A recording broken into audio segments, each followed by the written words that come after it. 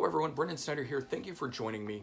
Today we're going to take a look at another new wave of British heavy metal group with a really cool history and legacy to them, Samson. And this box set here, Bright Lights, which collects their first 3 studio albums together. Now Samson goes all the way back to 1977, and then spearheading the new wave of British heavy metal along with groups like Saxon, Def Leppard, Tigers of Pantang, and of course Iron Maiden. Now, the thing that they're probably most known for is their frontman, Bruce Dickinson, who later went on, of course, to front Iron Maiden. So, they have a really interesting history in the sense of being the first band that Bruce Dickinson was part of, and that's what this box set collects. It collects that recorded output that Bruce Dickinson did with them.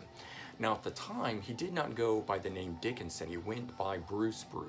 So all of the call-outs and things like that in here are going to refer to him as that, not Bruce Dickinson, but it is Bruce Dickinson of Iron Maiden. And so you have Bruce on lead vocals, namesake Paul Samson on guitar, Thunderstick on drums, and Chris Elmer on bass. Another former Iron Maiden person that eventually played with Samson was Clive Burr on drums as well. So this band has also had 2 different Iron Maiden members play with them different times.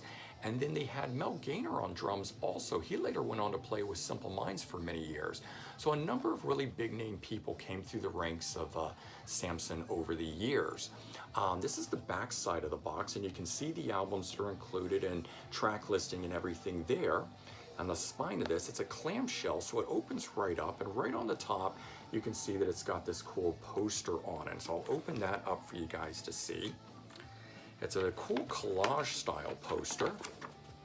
It's got some great images, but what I like is the write-up on the backside. I always enjoy some written up stuff on the history and insights into what it is that I'm listening to and things. It makes these collections of albums a little bit more than just straight album collections. It does make them more like box sets. So first up in here is Survivors. And this album here came out in 1979. Now, the thing is, Bruce Dickinson actually joined the band after this was recorded. So even though he's listed, he does not play on it. But the cool thing about this one here is, after it came out, Bruce Dickinson went back into the studio and did re-record his own vocals on some of the tracks. And so they add those as bonus tracks here. You get, it's not as easy as it seems. I Wish I Was the Saddle of a Schoolgirl's Bike. What an interesting title. Big Brother, Tomorrow or Yesterday, 6 Foot Under, Inside Out, and Wrong Side of Time. So you get this first album as it originally was, but then you also get Bruce Dickinson singing on some of it, and you get to hear what it would have been like had he been on it. Now, the first album proper that he's on is Head On, and this one here is a really great album to spearhead things with Bruce Dickinson on it, and it's got some bonus tracks as well. It's got Angel with a Machine Gun, Kingsway Jam, and the Vice Versa 7-inch. So that's pretty cool. Right away, you're getting some re-recorded stuff, you're getting some bonus tracks, but the cool thing is then you get Head On, the Tony Platt alternative mix. So you get the entire album recorded or mixed differently by Tony Platt. Now this one I like a lot better actually than the original one here. This one here seems a little flat, but this one here is much more punchy and bright. I think it has a much more inviting mix to it, and like this one. So you do get these 2, and they do have different album covers, which makes that nice as well. And there's the back side of that, and this one does have a bonus track as well. It's the Hard Times 7-inch edit, but under that Tony Platt remix. And then the next one up is my favorite of the 2 Bruce Dickinson sung lead vocal albums. It's this one here called Shock Tactics. And this one also has some bonus tracks on it. It's got Little Big Man, Pyramid to the Stars, and Losing My Grip. So again, very cool. And then what I also like is that they included the Live at Reading 1981 recording with Bruce on vocals. This one is one that has Mel Gaynor on drums, and as I said earlier, he went on to play with Simple Minds.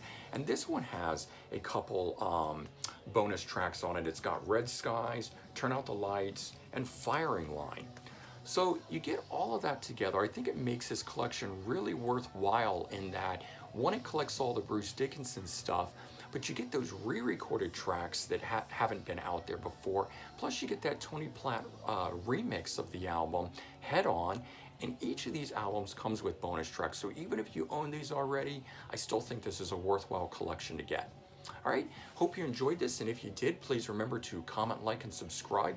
Let me know your thoughts, and I hope everyone has a great day. Take care, everyone. Bye-bye.